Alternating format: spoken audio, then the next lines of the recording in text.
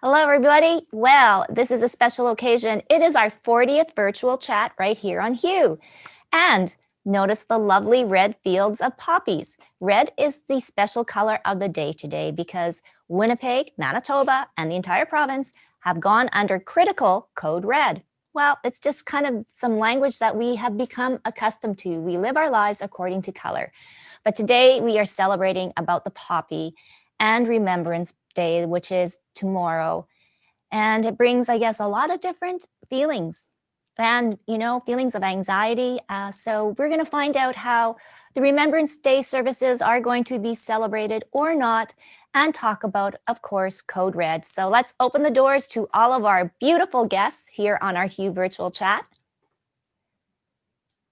Oh, Nicole. Hello, Nicole. Hi, Charlotte. Hey, I guess we're going to get used to having long hair again, Charlotte. Oh. Hair salon's closed. It was interesting. Tracy, just quickly, I got a heads up from my hairdresser saying she had heard rumblings and do I need a quick hairdo tomorrow night? And I just said I can't. And so, yeah, I guess we're going to have long bangs and roots. I think we should bring on some hairstylists, I think, just to give us some tips on, especially the bang trim, because, yeah, same thing. My stylist says, don't you dare cut your bangs. I said, oh.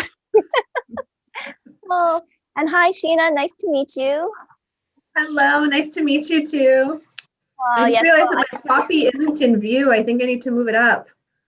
Oh, well, I can't be on here talking about Remembrance Day and veterans and have my poppy too low to be in view. Oh, and I think there we go. Yeah, so I know it's been kind of a crazy morning. As I was texting Nicole, I'm saying, oh, we're in code red. Everything's getting shut down again. Oh, so it is what it is, I guess. And I don't know. And that, I think, obviously, our chats will continue, I think, because it's almost like, well, is it just going to be the same like we were? Or how is it going to be, different second time around? There she is. Hello, Rana. Look at that. Beautiful hair. Oh, girl, bad news though, eh? Hair salon's closed for 4 weeks. So you better run to the... You're going to have to unmute yourself, Rana. Oh, I was saying I just got it cut yesterday, so I'm fine. Oh my goodness. Yes, yay. How's everyone? Oh, good. Well, I'm sure there's going to be some more folks joining us. But anyways, I wanted to talk first and foremost about Remembrance Day. And I know that my dear friends at Deer Lodge Center, things have heightened so much. And I know that's been so much confusion, not only for the staff and yourselves, but, especially for the veterans. So I'd like to introduce Sheena Workington from Deer Lodge Center. So Sheena, fill us in on how Remembrance Day will still happen at Deer Lodge. Sure. The team here between recreation, spiritual health services, and volunteer services has come together to still make Remembrance Day happen for the residents. We normally would have had a large gathering on the main floor of our building with speakers and music and hundreds of people all coming together for this event to recognize the veterans. And obviously that's not something that we're able to do right now. So we have a lovely display that has been put up. We have different uniforms and artifacts that we keep archived, and we've brought those out for Remembrance Day to put on display. We have a series of small Canada flags that are in our flower beds out front so that we have a bit of a visual outside. And then we have had an amazing team put together a virtual Remembrance Day service. So we've had involvement from 17 Wing, the base that's close to us. We have a strong relationship with them and a really great history with them. They partnered with us, as well as several elected officials, several current residents. some of whom are veterans and some are spouses of veterans. And we have this lovely video that was put together that will be shared with all of the residents on Remembrance Day. So they will still have the speeches that would have been shared, some of the personal memories, reading of In Flanders Fields. The RCAF band played "O Canada" and "God Save the Queen," and all of this has been compiled together into a really beautiful video to pay tribute to those who sacrificed so much for us. Oh, well, that is so wonderful to hear. Nicole and, Sheena too, what is sort of, I guess, the environment at Deer Lodge Center? And I'm sure it's going to change too over, but in the last couple of weeks, especially the veterans, as this special day, is happening tomorrow. One of the veterans in particular stopped by my office. My office is in the physio department. That's one of the areas that I manage. And one of the veterans stopped by my door after taping his portion of the video. And he was so pleased and so grateful for this opportunity to still be involved and still be able to recognize and acknowledge Remembrance Day. And it was just wonderful to have a chat with him about his experience filming the video and how he's looking forward to seeing all of the other residents' contributions, the various dignitaries' contributions. So I think everyone is really coming together to make the most of the situation, and teamwork has been incredible in making things happen and continuing to ensure we have a really great experience for all of our residents here. Oh, well, we're so happy to hear that, and we send all of our love to all of the veterans and all the residents at Deer Lodge Center. And I guess, Nicole, too, I mean, things have been going on for the foundation there. You've been managing miraculously, right, through all of this pandemic. You just have to unmute, Nicole. There we are. Oh, Yeah. Can you hear me now? There you Yes. go. Yeah. We've had a wonderful campaign this year because it is the 75th anniversary of the end of the Second World War. We launched a campaign. We had so many events planned, and then they all fell through. So we came up with another way to recognize the veterans and do a bit of a fundraiser at the same time, and it's called 1,000 Thank Yous, and we were quite successful with it. And then we've also had the opportunity to just give a little bit of a boost for it at this time of year. Right now, we put some ads in the paper, and then we're active on social media with it, and so we're very, very happy that we're able to get some funds for that campaign, and we're also able to recognize the veterans, which is very, very near and dear to our hearts, of course. So we're managing. Well, that is so good. We're managing. Well, it is interesting because there was an article in the paper the other day interviewing a veteran, and he was just saying, he laughed. He says, I'm just waiting for the next Remembrance Day next year. He said, yeah, we've been so scared about wars and everything like this, and now we're fighting a virus, and sort of making that analogy. And wow, it was quite an eye-opener, as we kind of always go back to, the horrors of war. But hey, we're kind of obviously living in our own modern day war, with this virus. It's just, it's devastating. So I don't know, ladies, anybody want to join in that conversation?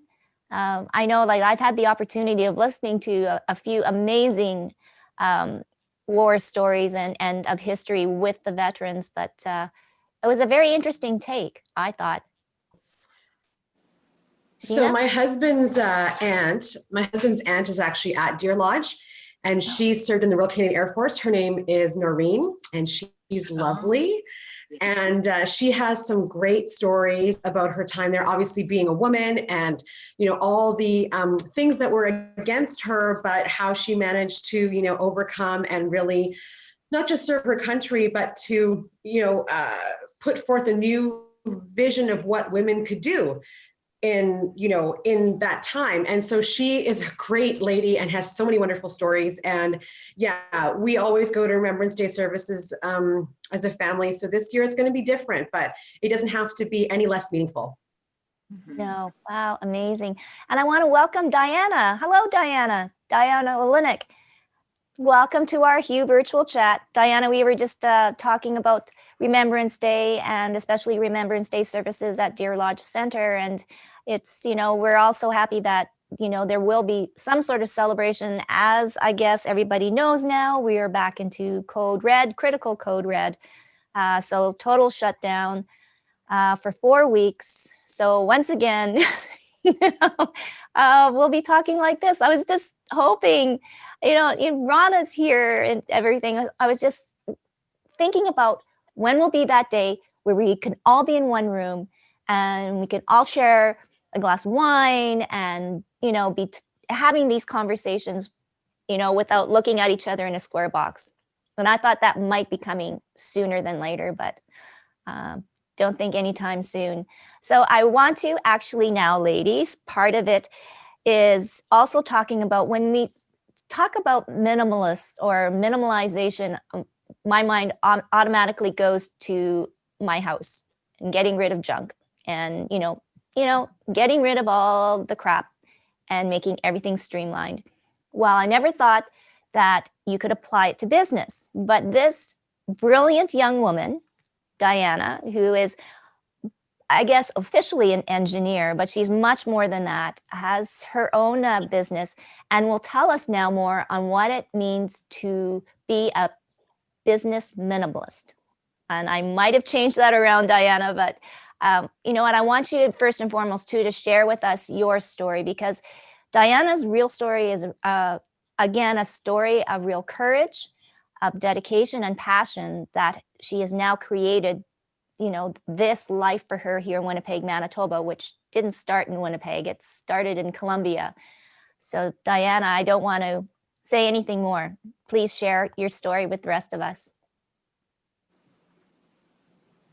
Diana, you'll have to unmute yourself. It's only, yeah, okay. Can you hear me? Yes. Okay. Yes. Yes, thank you. Yes, thank you so much for this invitation. I'm very excited to be here. I just want to offer an apology. The system wasn't working, so I had to switch my computer right away. So that's why a little bit of the delay. And so, yes, the journey started in Colombia. I'm originally from Colombia. For some people, maybe they are familiar, South America. It's a very poor country, and I happen to be born in a very poor family also. And my childhood, unfortunately, was also marked by a lot of violence in my house because my father was alcoholic and he was abusive with my mother. And that's kind of like the life that I had in Colombia. Later on, because we didn't have resources to actually pay for university, I decided to attempt an opportunity in a public university.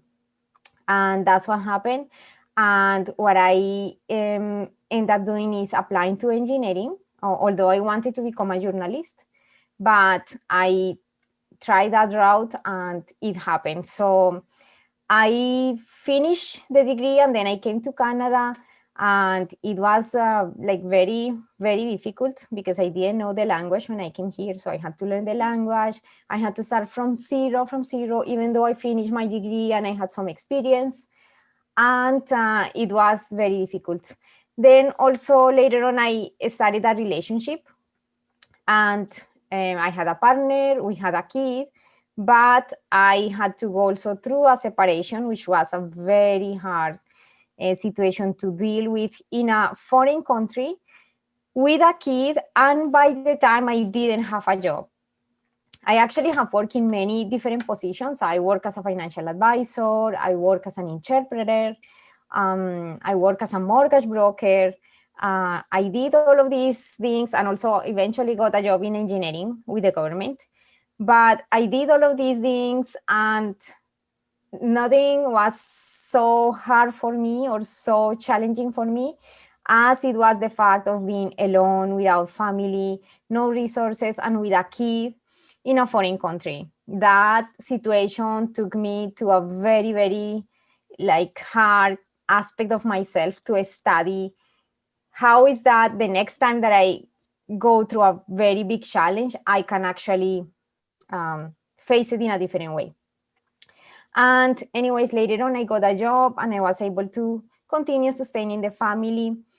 And also even later on, after a series of, journaling, I love journaling. I think that that's a very powerful tool.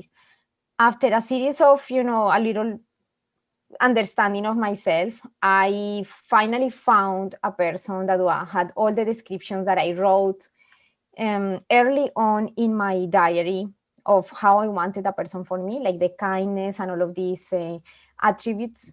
And it's unbelievable how, at least in my life, it presented itself as basically like the realization of that very same dream that I decided to write down.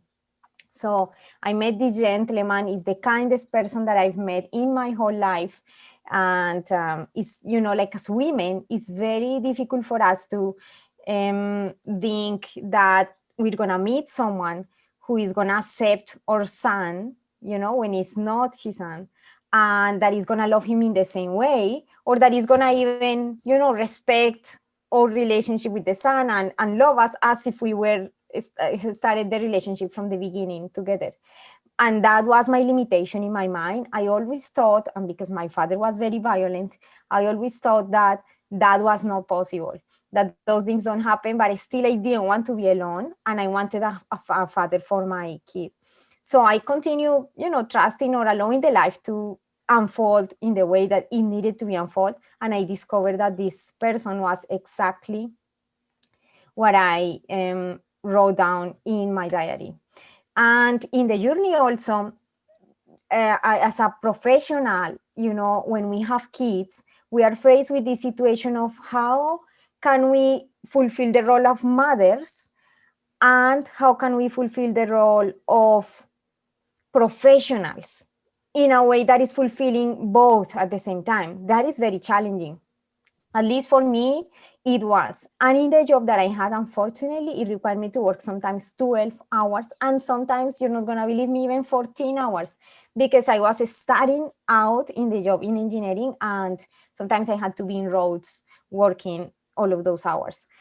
So I did it at that time because I needed to provide for my son, and I was single with a kid. But in my mind, I always thought, I have to go out of this. So later on in my life, I found this amazing, I was very overwhelmed, and I found this philosophy of what is called minimalism, which is how you can maximize these things that are aligned with your own purpose and intention, and minimize the things that distracts you from that purpose and intention. So my purpose and intention was to always be able to inspire or to share my knowledge, or to help other people, or even women with my own situation. But of course, I was not going to be able to do it doing exactly what I was doing in the job, because that very thing was removing me from the opportunity to know more people and to share, everything that I know. So through minimalism, I started to apply it, first of all, at home, because I realized my home was super cluttered. And at some point I realized, which this is true for me, I'm not going to generalize, but for me, I realized that my home was the reflection of my mind. And because my mind was so confused, and that I thought that these material things could give me fulfillment, of course, as a result, I started to accumulate things. And with my husband, we had this amazing project of decluttering the house. It was a very difficult journey, because my husband also got stuff from his dad that he had, like lawnmowers and all of those things. Like the garage was super crowded. Men love to have tools, stuff. Like you open the garage and it's like a main cave. And there were so many unnecessary things in the house, and with toys, I was overwhelmed with toys. So I said, no, we have to do this. We did it. And the result was very beautiful, because we actually created the systems that were needed for that. We studied for that together. We applied. And as a result, we are in a place that now is streamlined, that is relaxing, that we have exactly what we need, that the kids don't have more than what they need, and we have more time for ourselves, that's for sure. Before, I would be overwhelmed of having to cook, having to finish job, the work, right? Coming home and clean and maintain the house and cleaning all the time. So I didn't want that for my life. So we decided to apply it and it was fantastic. But before, when I was applying my expertise in engineering, I was also working with what is called lean management or lean thinking. And this is a Japanese philosophy in business. And it started with Toyota. I guess that anybody has heard about Toyota, like the make for cars. This is where this philosophy started. And it started in the manufacturing industry. So what I did is that I saw the similarities between the model of lean thinking in business and the minimalist philosophy.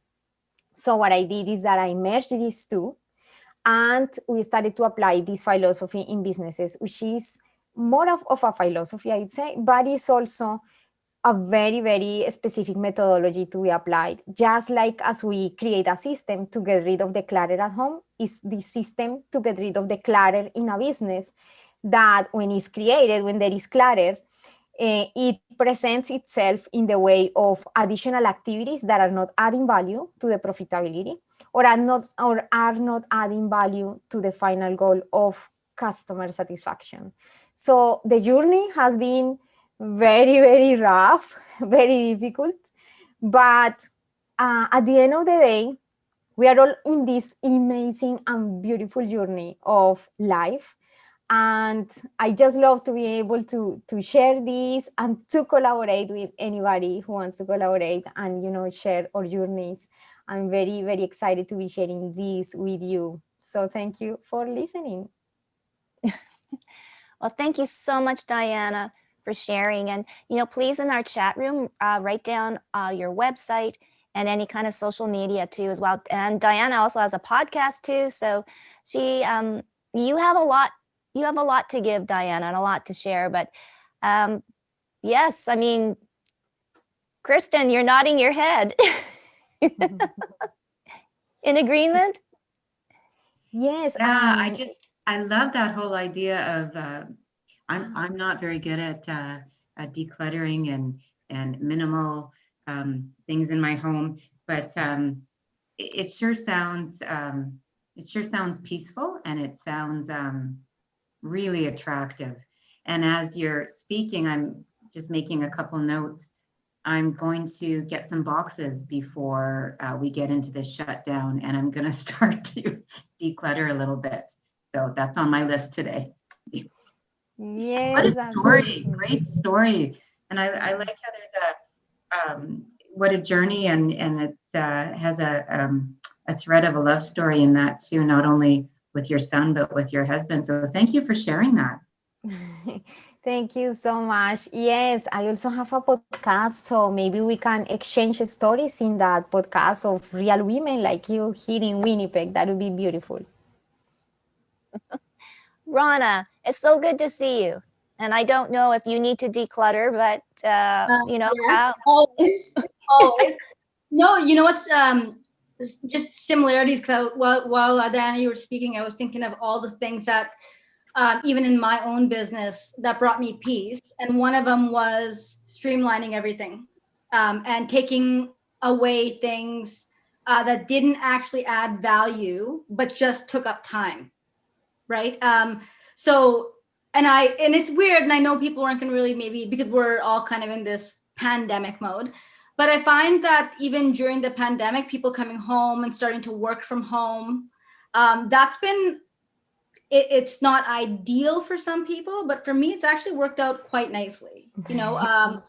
Like I'm kind of enjoying that part of it. I only go kind of to check the mail to the office, but I don't really work out of the office.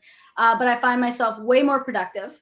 I'm taking away time that I was using to kind of, the commute's gone, the extra time that you can really contribute to your business is now really focused on the work. But yeah, your story is so beautiful. You're incredibly inspiring. I was kind of smiling the whole time. I'm like, rock star. It's pretty impressive. So, and it's beautiful to see you. And I'm definitely going to check out your podcast. Thank you. Yes, thank you so much. Yeah, it's very, very exciting. It's, as you mentioned, it's super interesting because in business, it's like the same. There are actually systems that can help us to decide. Because when we try to get a new system, a new platform, a new strategy, a new method, we don't do the actual thinking of, is this going to actually help me to that profitability goal or to that final purpose goal? We sometimes get, as when we go to the mall, sometimes we don't have the intention to buy a jacket, or for some reason we end up with jacket, shoes, shirt, and everything else. So it's because we don't do that question. We don't make that question of intentionality. So when we do it in business, it transforms the whole system, how we operate in the business. And the other way I feel that this is very, very useful is that usually in business, when we are a designer, for example, an interior designer, a graphic designer, or whoever, a consultant, we know our expertise, or a lawyer, we know our expertise, and we decide to start our own agency, our own firm. That's exciting. But then we hit a wall when we realize, wait a minute, I am the expert in this, but I didn't know how to get all of these sales, how to manage people, how to manage the accounting, how to manage all of these things that are around a business. So it's almost having to go to school to study another degree, which is business. But it's not that far. There are actually ways that we can use as that lean thinking that you're doing also, about that is all around how can I make all the processes that work inside my business more efficient. And in order to make them more efficient, we have to reduce the resources that we are using. And by that, we just do it through asking ourselves, is that necessary? Doing these steps or these new activities are really necessary? Because most of the times we do things because they got into the habits and we don't evaluate them. But when we evaluate them, we realize, oh, wait a minute, we were doubling these type of activities. Somebody else is also doing this. Why two people is doing the same? We are spending more hours doing this when we can do the process, faster, shorter. So we reduce resources in all that way. It's a very long topic, but I'm super passionate about that. It's very useful, actually, especially in these times that there is a lot of noise. Well, Charlotte, too, I mean, all what Diana's saying to be working well with mental health, right? We talk about that, decluttering your mind, decluttering your life, now decluttering your business. Hey, we should be all like balance. The idea is to be in balance. So that's why these two cannot go separated. Usually we think of a business as an entity totally separated of the leader. But in my opinion, the business as the home is a reflection of that leader, that person that is there behind giving life to that business or to that home. So that's why it invites us to look inside ourselves and to realize what things in our life we are getting additional that are not necessary. We feel always very distracted by the idea that with more money necessarily we are going to be happier, but that is totally not true. There are many things, experiences, for example, when we are with our kids, playing with them, with the family, sharing, we take them for granted. But those very moments, those presents, are very, rare, actually, because at any moment we can die. That is a reality. We just don't like to go to that extreme of thinking about that, but it's real. So if it's real that maybe tomorrow I die, then I should better be taking advantage of this very moment with my kids. So staying in the present is also the result of trying to minimize in your life. Why? Because you realize that the things that you thought that were important are not important anymore. So then you become more intentional with every moment and with every action that you take in your life, and as a result, in your business. Wow. So was the results finally from the election on the weekend? Maybe that is going to be like propelling all women to be a little bit more appreciative and live in the moment. Susie, how did you celebrate? Or did you? I don't know if celebrate is the right word. I won't be able to celebrate until January 20th, 2021. So I feel like I'm just kind of in this place fully. I know. Hi, Charlotte. How did your brother celebrate, or did he? Or and your mom? Oh, your mom she can't vote. Yeah, you know what? I think that everybody is taking Susie's approach. Optimistic, waiting for that January date for when it's all said and done and the new chapter begins. Yeah, we're all pleased that the healing in the United States is going to start. Yeah, we hope. Yeah, we hope. So and the stock market went crazy up, so they were all pleased with that. So he's busy at work, my brother. And Rana, I guess you were happy. Yes, definitely happy, but not to be the bummer in every conversation. But there's a lot of people who voted for that guy. Like, there's a lot of people who voted for the other guy. So it kind of makes you still feel icky inside that although, yes, you have that Harris Biden win, you still have this entire group of people who potentially believe in very, and I'll just be, sexist, racist, homophobic, othering of people mentality. So that type of thing kind of still makes me feel icky. And I'm kind of with Susie and Charlotte as well. I mean, we really don't know what this is going to how this is going to progress. You have a person who may not really think like a normal leader would think, and ultimately feels entitled to this win without even winning. So I don't believe this is going to be a smooth transition at all. I think there's going to be a lot of issues that are going to arise just within this transition. But on a whole, you know what? I think it's better for the world. I'm looking forward to a lot of things changing and a lot of legislative changes. Hopefully reuniting those hundreds of children who are separated from their parents. Hopefully the ban on Muslim countries not allowing people to come into the country, hopefully those get lifted. A proper response to COVID, hopefully that gets taken care of. So there's a lot of things that really have to happen immediately, because I've said this a million times, we are not in this little silo. We are very much connected to each other. Anything that happens, whether it's in Canada, in the States, they affect everywhere. It definitely affects everywhere in the world. So these things really matter. Because I did see some people saying, oh, well, it's the States, it doesn't matter. Well, no, everything matters, right? Like all these leadership matters, leaders matter. So and how they approach governance and how they approach legislation and policy.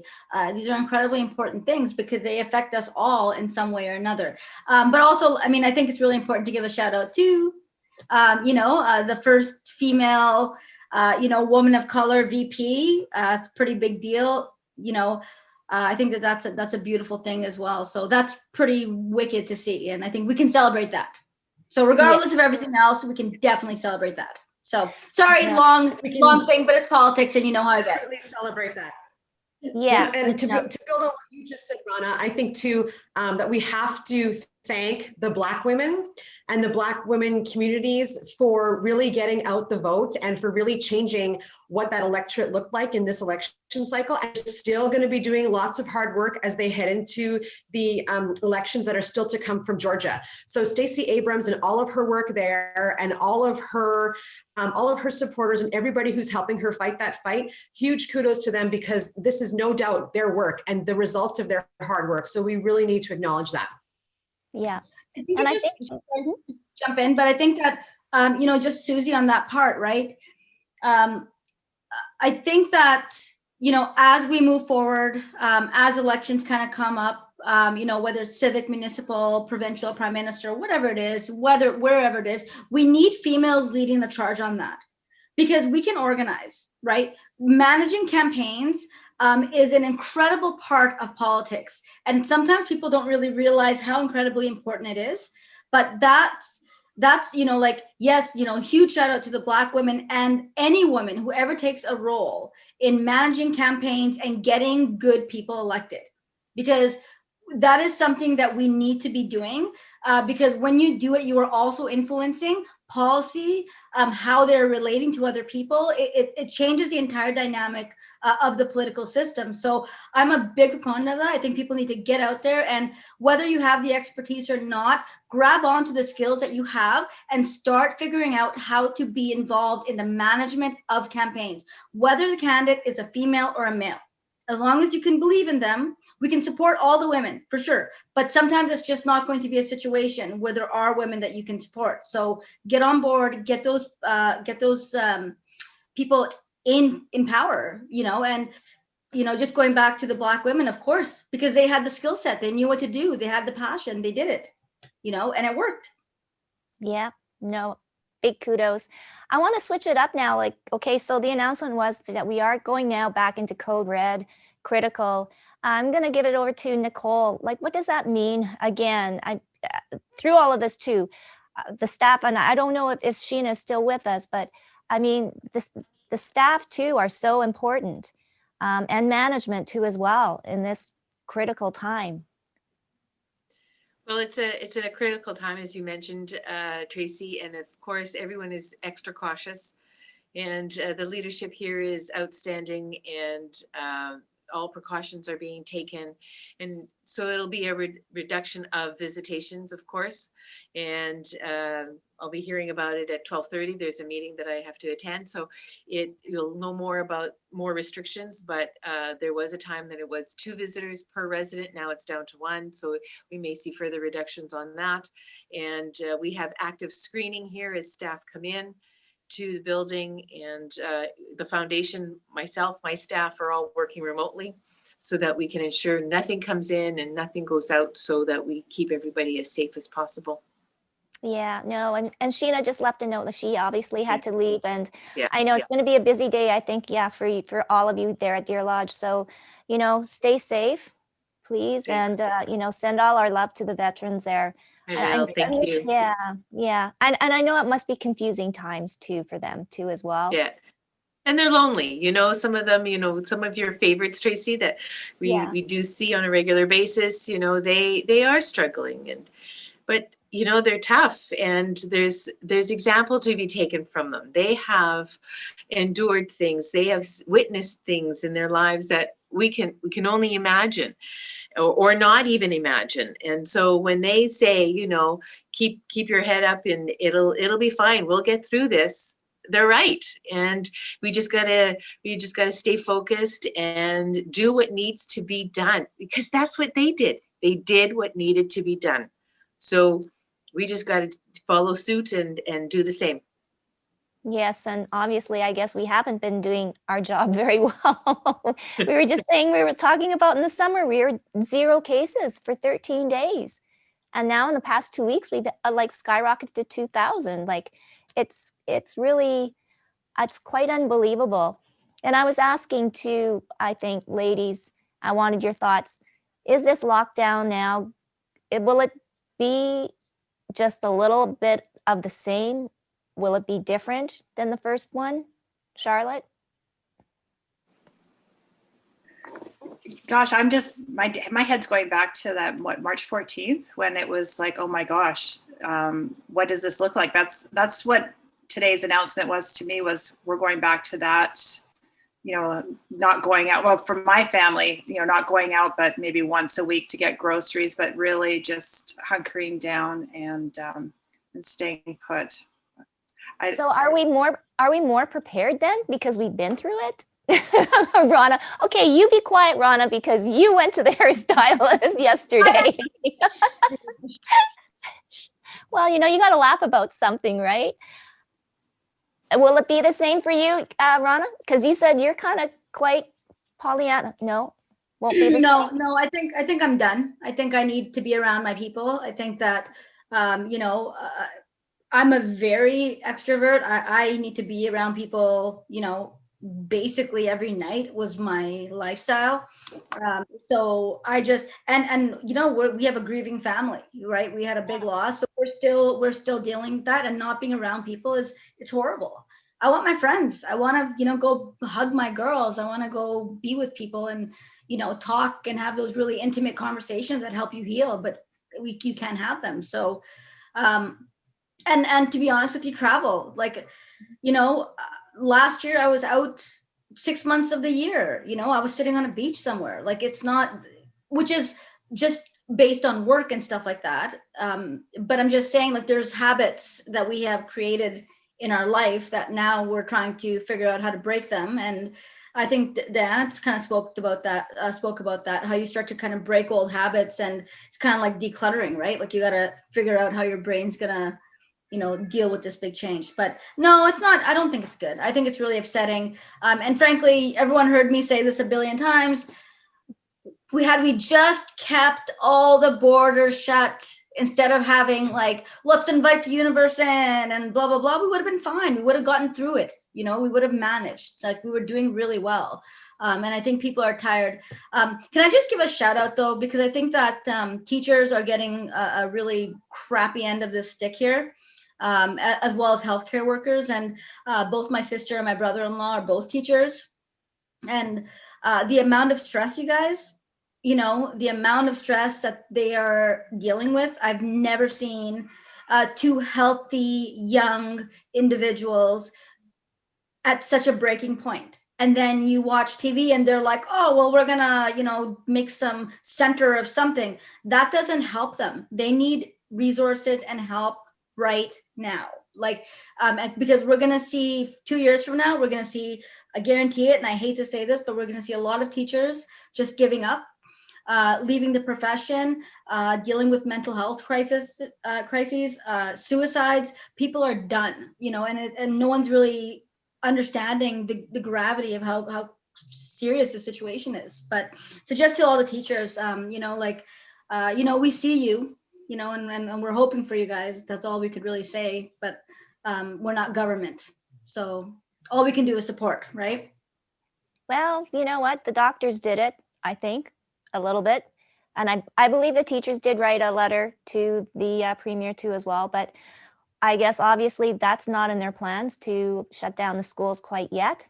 But that, I don't know, it might happen, because that's, you hear more and more talk about the teachers and of course their mental health, and it's at a crisis situation. So that all has to hopefully be accounted for. Diana, too, you've got young kids. So this new shutdown, how does this affect you? I, like, my point of view is always a little bit different. I really enjoy this, and honestly, I don't want to, you know, seem like I'm happy when other people is unhappy. It's just, I'm gonna share honestly what I feel, and is that while I had this dream always, as I explained you, the reason why I started the business actually in the past was because I wanted to be able to fulfill my role as mother and fulfill my profession at the same time. So being at home for me is such a gift. And it's such a gift in the sense that it obligates you to go inside, having more time, you know, being away from distractions, to analyze what are the things that I can be working on myself. How can I work more in patience, tolerance, compassion? So I've started the practice of mindfulness, which I feel that is super useful for to address all of these problems that we are saying, mental health. That is, in my opinion, the key. Because as long as we start seeing this beautiful journey, how it is, even with suffering and everything, then a sense of peace starts to arise from ourselves. And this is something that I didn't see before during chaos or during the difficult situations that I've been. But for some reason now during this pandemic, this has been my experience to realize of this. So it's been a transformational journey. There are things that sometimes we don't see them when for example, let's say the tragic situation, a family member dies. In that moment, we cannot see what is the wisdom that is behind that. But years later, people always recover from those things. For me, that is very hard to recover from that. Like losing a kid, for example, that is like a fear for me. But I've always spoken also with women who have been through that situation, and years down the road, like 15 years later, they say they don't have that pain, the same pain anymore. And they say that now they understand why this situation happened. When something is taken away from you, then you realize of other things of you and other beautiful things that you have at the moment. So this pandemic has been, in my own experience, this situation. When you don't have those things that we had before, then we get more value for them when we have them. So we experience more fulfillment with our relationships, with our family, because we know that at any point this can be taken away. It's serious, it's real, So that has been my experience, and I love to be at home. I love to have friends, but for some reason it has been my most of my experience online here in Winnipeg, because I think that I didn't mention it, but I'm kind of new in Winnipeg. I just came here 8 months ago. So this has been my life, like it's I don't have the experience of having a lot of connections and a lot of social life, and now being like this, which can be difficult. So for me, it has been a natural transition, and I love to be at home. I love to work from home, and I think that is a very good gift to give this to women who also might feel inspired to do the same and fulfill their own beautiful roles of being mothers and family members and a professional career women and being fulfilled. Well, hopefully, Diana, you will be able to experience more of Winnipeg when we get out of this pandemic. Not the greatest 8 months to come to Winnipeg, but hey, I guess you'd be having it everywhere else you went around the world. Susie, I wanted to touch base with you too about your family. We had mentioned way back in September when schools were back and kids were excited, but of course that just brought in, and you were right. You're expanding your bubble, and they weren't going to see your grandparents. But how is that situation going, or is that still the same rule? No, still the same. And as we enter into this code red on Thursday, it's not going to improve, obviously. Last week was my dad's birthday and my father-in-law's birthday. And so I delivered cakes to both of them. And that was heart-wrenching because my kids couldn't hug their grandpas. And I know that's, there's so many people that are dealing with like loss and everything. We're all dealing with loss in some form, but whatever your reality is, that loss still hurts, right? So whatever you're losing still hurts. But the goal is to keep them safe. The goal is to keep them away from any potential vectors, which unfortunately is my children at this time because they're in schools. So yeah, I mean, it's one of those things where my life hasn't really changed. I'm still only going grocery shopping and still going out for essentials. I'm doing FaceTimes with people, we have this, but my life is nowhere, like everybody else, is nowhere near back to normal. So I was going to go to the mall earlier this week to run an errand. And, as I watch the pressers every day, and Dr. Rooson's just like, you know what, if it's not essential, then don't go. And it was an errand for my son, but it's just like, yeah, you know what, maybe now is not the time to go. So maybe I'll just stay home and see if I can figure this out over, Twitter tech support or something like that. So the challenges remain, but if we want to make it to Christmas, we need to heed this latest code red and the directives that go along with it. And we need to be vigilant, and we need to be, I'm going to echo Dr. Rooson again, wear your mask, wash your hands, stay away from people, Every time you do that, you help everybody else. Yeah, but I don't know. That's been the same mantra since March, well, maybe not March, but throughout the summer and everything like that, that was beginning. Okay, so then I will add to that, Tracy. Yeah. I will add to that. Stop looking for loopholes. Okay, we talked about this when this first started. This entire time, there have been people looking for loopholes, and there have been people who've been gathering in their driveways or whatever it might be. And it's just like, you know what? Those loopholes are killing people. Those loopholes are putting people at risk. And every time you think that you're special enough to qualify for a loophole, you're telling everybody who goes into a hospital or a personal care home or an essential service that their work does not matter. And that's offensive. That's offensive to me, and that's cruel to these people who are putting themselves on the front lines every single day. You're not a loophole. You're not special. Stay in your house. Stop socializing. That's it. Boom. Thank you. I have my resting bitch face on when I say that, right? But it's so true. Sorry, Okay, so you're not that special. clip, oh my God, because I am going to take a little break to whatever. We're working on a new show, and actually this is probably the best time to work on it. Rana and Susie have been my friends in arms or whatever. So Susie, we are taking clips from our Zoom chats, and I think that I think I have like about 10 from you. I think my favorite was just don't be racist. I mean, we have to use it for our chat on Thursday. So ladies, I know that I feel in my heart we should still have that special conversation as planned to go on Thursday. It is a Zoom. And I think now more than ever, the issues of racism and the whole mental health and wellness through this whole pandemic now has even reached a higher point, because what people tend to do, right, in times of panic and fear is point fingers, say things that they, number one, don't have a lot of information about, and number two, are speaking out of their own fear and doubt and uncertainty. So yes, so please, Diana, we're having this special conversation on Thursday at 7 o'clock. We'll be live on Facebook. And some really important people in the community that, otherwise probably we would never be all together at the same time, but this chat will continue. What happened to Susie? Oh, she had to jump off. Oh, she had to jump off. Okay. She said her piece and boom. Okay. But anyways, Diana, thank you so much for sharing your story. And it's always, in this kind of gray and kind of not so nice time, it's great to hear a story of hope, a story of happiness.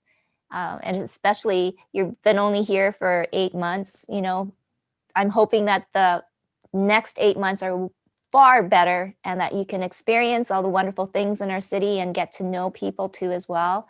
But I think you truly do have a gift of being able to share your knowledge, and like it is, like with all of my friends here, they have lived experience, which I think I have learned means so much more than someone that has got all the education but not lived it. So we really appreciate it. Yes. And you are now part of our Hue crew, so you're invited anytime, or if you got something that you want to share with us.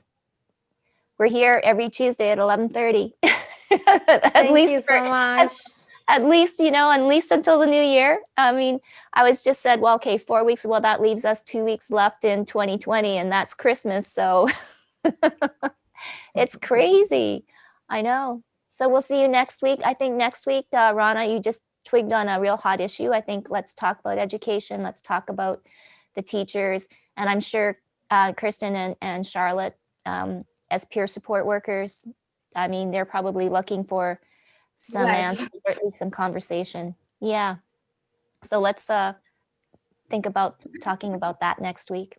Okay. So everybody stay safe and healthy. Okay, take care. Yeah. Thanks, Tracy. Okay, Nice meeting you, Thanks, Diana. See you girls on Thursday. Nice seeing you, Rana.